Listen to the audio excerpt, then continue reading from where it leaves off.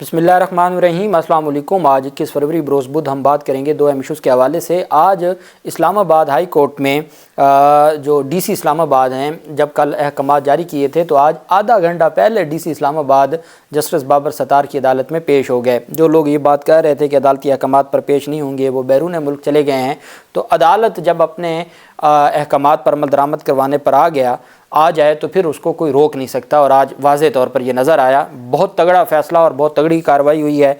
और दूसरी तौहीन अदालत की कार्रवाई में भी उनका माफ़ीनामा मुस्तरद करते हुए अदालत ने शोकास का जवाब जमा करवाने का हुक्म दे दिया है। और आज की मुकम्मल समाअत अदालत ने पाकिस्तान तहरीक इंसाफ के रहनुमाओं की गैर कानूनी गिरफ्तारियों पर जिस तरीके से आज बात की है और जिस तरीके से आज कार्रवाई चलाई है, वो अदालत ने आज आइन का और कानून की जो पासदारी है उसका हक अदा किया है। उससे पहले मैं आपको बताता चलूँ कि Rawalpindi Lahore high court Rawalpindi bench में शेख रशीद की एक दरख्वास्त थी। अवामी मुस्लिम लीग के वो सरबराह हैं, उन्होंने अपना नाम ECL में डालने के ख़िलाफ़ दरख्वास्त दायर की थी कि मेरा नाम ECL से निकाला जाए, और उसमें वजारत दाखिला और वफाक को फ़रीक बनाया गया था।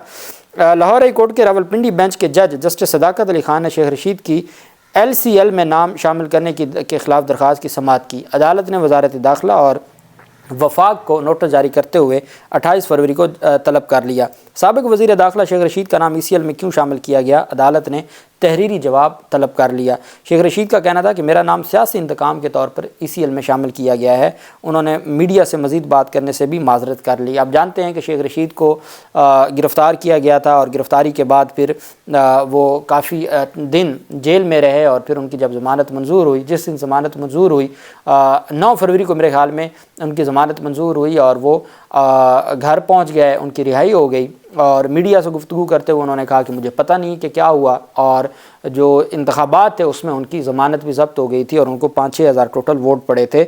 आज जब मीडिया ने उनसे चाहा कि बात करने की, तो उन्होंने बात करने से इनकार कर दिया, और साथ मुझे लगता है कि वो अब बैरून मुल्क ही शिफ्ट होना चाहते हैं, और इस वजह से उन्होंने ये दरख्वास्त दायर की। दूसरी तरफ इस्लामाबाद हाई कोर्ट में जस्टिस बाबर सत्तार साहब की अदालत में शानदाना गुलजार और जो शहरियार अफरीदी की तौहीन अदालत की दरखास्तें थीं। बेसिकली ये अज़ खुद तौहीन अदालत की कार्रवाई थी, चूँकि कंटेम्प्ट ऑफ कोर्ट ऑर्डिनेंस ये कहता है कि अदालत अपने तय भी अपने फ़ैसलों की खिलाफ वर्जी पर जो तौहीन अदालत की कार्रवाई है वो शुरू कर सकती है।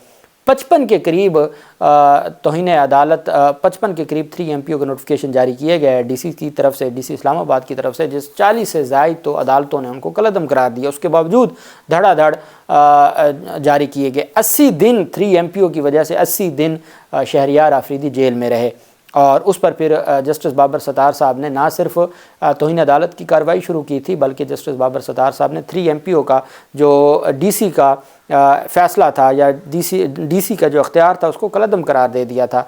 बाद में इंटर कोर्ट अपील में फिर DC का अख्तियार आमिर फ़ारूक साहब बेंच ने दे दिया था 3 MPO का। लेकिन चूँकि अब तौहीन अदालत की कार्रवाई चाह रही थी, तो उसके बाद कोई 3 MPO जारी नहीं हुआ।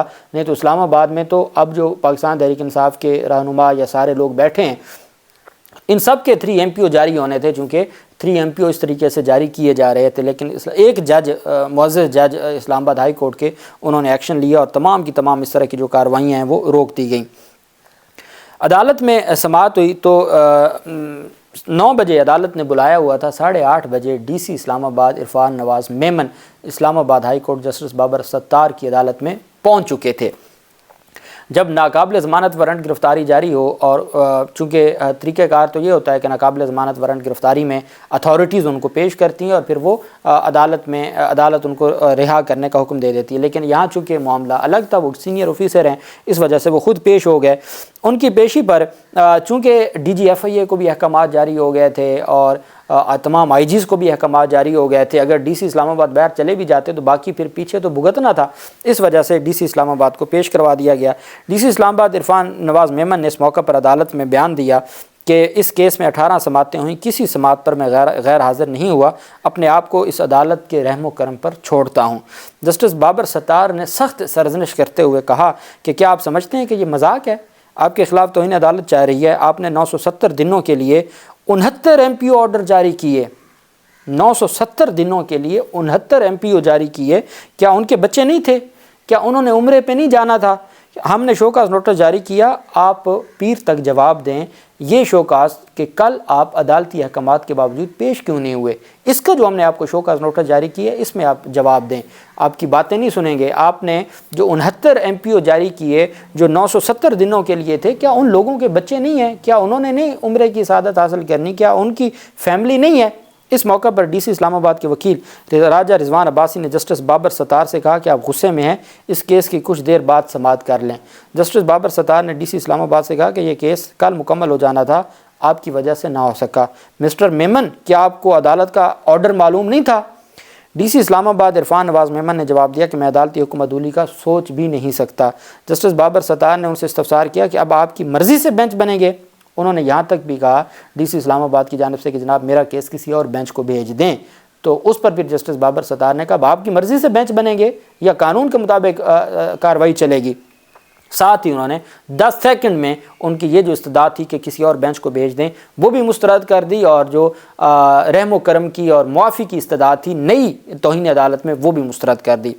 ڈی سی اسلام آباد کے وکیل راجہ رضوان عباسی نے میرٹ پر دلائل شروع کیے۔ انہوں نے کہا کہ ان پر فرد جرم کا متن پڑھ کے سنایا اور دلائل دیتے ہوئے کہا کہ توہین عدالت 3 طرح کی ہوتی ہے، سول، کرمنل اور جوڈیشل۔ انصاف کی راہ میں رکاوٹ پر توہین عدالت کی یہ کارروائی شروع کی گئی، یہ جوڈیشل کنٹیمپٹ آف کورٹ ہے۔ میری استدعا ہے کہ یہ کیس توہین عدالت کی سیکشن 6 پر پورا نہیں اترتا۔ عدالتی حکم پر 3 MPO کا آرڈر کالعدم قرار دے دیا گیا تھا، بعد میں نیا MPO آرڈر جاری کیا گیا۔ اب وہ کہنا یہ چاہتے تھے کہ عدالت نے کہا کہ یہ MPO کالعدم قرار دیں، ہم نے وہ کالعدم قرار دے دیا۔ اب اگر ہم نے نیا جاری کیا ہے تو وہ عدالتی حکم کی خلاف ورزی یا توہین نہیں ہے، ہم نے اس کو کالعدم قرار دے دیا تھا، اب نیا جاری کیا تو وہ کون سی توہین عدالت ہوگی؟ بعد میں نیا MPO آرڈر جاری کیا تھا۔ دوسرا MPO order district magistrate Rawalpindi کی جانب سے جاری ہوا۔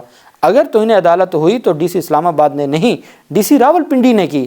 میں کسی کو نہیں مروانا چاہتا، صرف یہ کہہ رہا ہوں کہ اگر توہین عدالت ہوئی تو وہ ڈی سی راولپنڈی نے کی۔ عدالت کو تمام صورتحال دیکھنی ہوگی۔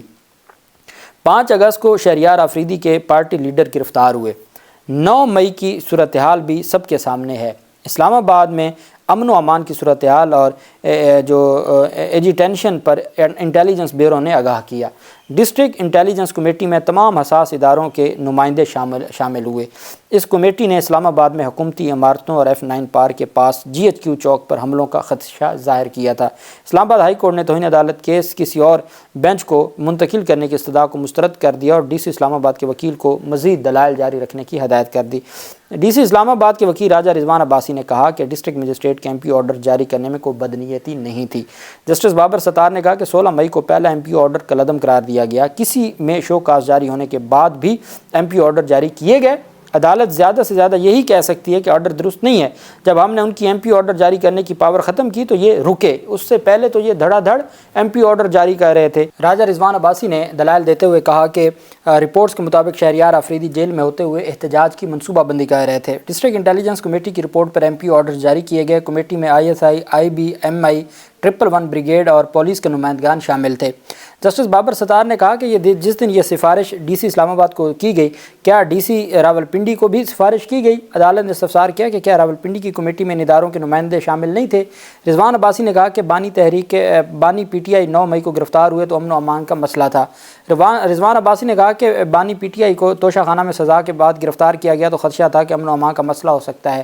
جسٹس بابر نے کہا کہ بانی تحریک انصاف کی رہائی کے احکامات تو سپریم کورٹ نے جاری کر دیے تھے۔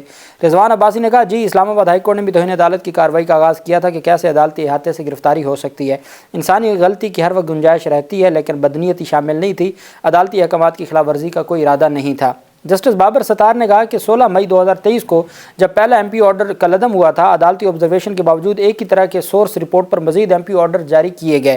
ہم نے ان کے اختیارات معطل کیے تو پھر انہوں نے MPO آرڈر جاری کرنا بند کیے۔ عدالت نے تو اپنے فیصلے میں یہاں تک لکھا کہ DC کے خلاف ضابطے کی کارروائی کی جا سکتی ہے۔ صرف اسی بینچ نے نہیں بلکہ دوسرے بینچ نے بھی تقریباً 40 MPO آرڈرز کالعدم قرار دیے۔ راجہ رضوان عباسی نے کہا کہ شہریار آفریدی کی حالیہ تقریر کا متن عدالت میں پیش کیا۔ رضوان عباسی نے کہا کہ ابھی بھی جو زبان ہے اس میں دیکھ لیں شہریار آفریدی دھمکیاں دیتے ہیں۔ عدالت نے سوال کیا کہ حالیہ تقریر کے بعد پھر کیا ہوا؟ کیا کسی نے سرکاری عمارت پر حملہ کیا؟ کیا وہ DC صاحب کو دعا دیتے کہ آپ نے مجھے ایسی دن جیل میں رکھا؟ راجہ رضوان عباسی نے کہا کہ DC راولپنڈی کا یہاں پیش ہونا انصاف کی راہ میں رکاوٹ نہیں تھا، DC کا کوئی ارادہ نہیں تھا عدالت کی اتھارٹی کو مسترد کرنا، اور اس طریقے سے مہربانی کر کے آپ ان کے خلاف آپ توہین عدالت کی کارروائی ختم کریں۔ ان کے دلائل مکمل ہوئے تو وہ جیسا کہ میں نے آپ کو بتایا کہ وہ جو توہین عدالت کیس ہے جو دوسرے والا جو کل پیشی پر نہ آنے پر توہین عدالت کی کارروائی شروع ہوئی، اس کی 26 فروری کے لیے شو کاز نوٹس پر جواب مانگ لیا ہے اور معافی نامہ مسترد کر دیا ہے۔ یہ جو مین کیس تھا، پرانا جو توہین عدالت تھا غیر قانونی گرفتاری کا، اس میں جو پروسیکیوٹر تھے، جو سرکاری جو سرکار کو کہہ رہے تھے، جن کو پروسیکیوٹر مقرر کیا تھا ایک سینئر ایڈوکیٹ کو جسٹس بابر ستار نے، کیسر امام، انہوں نے دلائل کا آغاز کرتے ہوئے کہا کہ ہائی کورٹ نے انتظامیہ کے MP آرڈر کو کالعدم قرار دیا ہے۔ انتظامیہ اس کے باوجود MP آرڈر بغیر کسی تبدیلی کے جاری کرتی رہی۔ ایک MP آرڈر ختم ہونے پر دوسرا آرڈر جاری کیا جاتا رہا۔ کسی شخص کا نام نہیں بتایا گیا جسے شہریار آفریدی نے اکسایا یا اشتعال دلایا ہو۔ پروسیکیوٹر نے کہا کہ جس کو اسلام آباد GHQ حملہ کہا جا رہا ہے وہ ڈیفنس کمپلیکس اسلام آباد ہے، کبھی بھی GHQ نہیں کہا گیا۔ جتنے بھی MPO جاری ہوئے وجوہات سب میں ملتی جلتی ہیں، مجھے کہنا نہیں چاہیے لیکن یہ سسٹم کیسے کام کر رہا ہے۔ جب DC ایک انٹرمیڈیٹ کی رپورٹ پر کام کرے گا، ڈپٹی کمشنر کا ایکٹ انصاف کے نظام میں رکاوٹ کی کوشش ہے، MPO جاری کرنے کے یہ ساری رپورٹس میں لکھ رہے ہیں کہ لوگوں کی جان و مال کو خطرہ ہے۔ پروسیکیوٹر کیسر امام نے دلائل مکمل کیے۔ راجہ رضوان عباسی ایڈوکیٹ نے جواب الجواب دلائل کا آغاز کیا۔ رضوان عباسی نے کہا کہ توہین عدالت کی کارروائی عدالتی احکامات کی خلاف ورزی یا توہین پر ہوتی ہے۔ عدالت کے سامنے روزانہ کی بنیاد پر اس نوعیت کے معاملات آتے ہیں۔ اس کیس میں عدالتی احکامات کی خلاف ورزی یا توہین کا عنصر موجود نہیں ہے۔ عدالت کسی ملزم کو گرفتار کرنے کا حکم دے اور اس پر عمل درآمد نہ کیا جائے تو وہ توہین عدالت ہے۔ انہوں نے کہا کہ عدالت کے جاری کردہ سمن پر عمل درآمد نہ کیا جائے تو وہ توہین کے زمرے میں آتا ہے۔ 3 MPO نقص امن کے لیے مستقبل میں ہونے والے عمل سے متعلق ہے۔ ہم نے جو کچھ بھی کیا وہ آئین اور قانون کے مطابق کیا۔ بہرحال عدالت نے اس پر فیصلہ محفوظ کرتے ہوئے DC عرفان نواز میمن کو عمرے کے لیے بیرون ملک جانے سے روک دیا۔ DC deputy commissioner SSP operation اور دیگر کے خلاف توہین عدالت کیس کا فیصلہ 1 مارچ کو سنایا جائے گا۔ عدالت نے ڈپٹی کمشنر SSP اور دیگر کے خلاف توہین عدالت کیس کی سماعت 1 مارچ تک ملتوی کرتے ہوئے کہا کہ مزید قانونی معاونت درکار ہوئی تو آئندہ سماعت میں معاونت لے لیں گے۔ اور عدالت نے اب جو نیا توہین عدالت کا کیس ہے اس میں 26 فروری کو شو کاز کا جواب دینا ہے، اور یہ جو مقدمہ ہے شہریار آفریدی شاندانہ گلزار کے خلاف غیر قانونی MPO کا، اس میں عدالت نے 1 مارچ کے لیے فیصلہ محفوظ کر لیا ہے۔ سزا سنائیں گے یا بری کریں گے، جو بھی تفصیلات ہوں گی آپ کے ساتھ شیئر کرتے رہیں گے۔ اللہ پاک پاکستان کا حامی و ناصر ہو۔ بہت شکریہ۔ اللہ حافظ۔ پاکستان زندہ باد۔